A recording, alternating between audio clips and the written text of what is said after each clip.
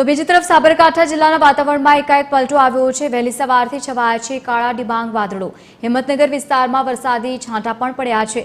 હવામાન વિભાગે વરસાદ અને વાવાઝોડાની પણ આગાહી વ્યક્ત કરી છે। આ તમામની વચ્ચે સાબરકાંઠાના દ્રશ્યો જ્યાં એકાએક વાતાવરણમાં પલટો દેખાયો છે।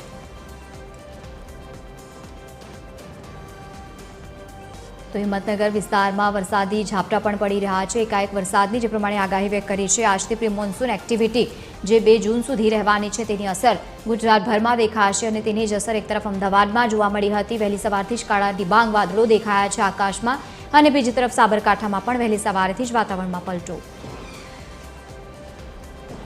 વધુ માહિતી સાથે સંવાદદાતા નીતિન પટેલ જોડાયા છે। નીતિન, કેવો માહોલ જોઈ રહ્યા છો? 2 જૂન સુધી પ્રી મોન્સૂન એક્ટિવિટીની પણ આગાહી છે। જિલ્લામાં હવામાન વિભાગ દ્વારા જે આગાહી કરવામાં આવી હતી તે પ્રકારનું જ વાતાવરણ સાબરકાંઠા જિલ્લામાં જોવા મળી રહ્યું છે।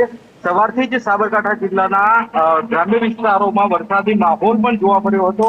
વાદળછાયા વાતાવરણ બાદ સાબરકાંઠા જિલ્લાના હિંમતનગર, ઈડર, વડાલી, તલોદ જેવા વિસ્તારોમાં વરસાદના છાંટા જોવા મળ્યા હતા। કહી શકાય કે સાબરકાંઠા જિલ્લામાં ઉનાળુ પાકનું વાવેતર વધુ કરવામાં આવ્યું છે અને પાકને નુકસાન થાય તેવી સંભાવના વ્યક્ત કરવામાં આવી રહી છે, કારણ કે ખાસ બાજરી સહિતનો પાક અત્યારે તૈયાર હાલતમાં જોવા મળી રહ્યો છે ને તેવામાં જ વરસાદી છાંટા એટલે કે કહી શકાય કે ખેડૂતોને મોટું નુકસાન જવાની શક્યતા છે। આ ઉપરાંત અન્ય જે આગવું વાવેતર કરેલું છે તેમાં રોગચાળો આવવાની શક્યતાઓ જોવા મળી રહી છે। હવામાન વિભાગ દ્વારા હજુ પણ વરસાદ અને વાવાઝોડાની આગાહી કરવામાં આવી છે, જેને લઈને ખેડૂતોમાં ખાસ ચિંતાનો માહોલ જોવા મળી રહ્યો છે।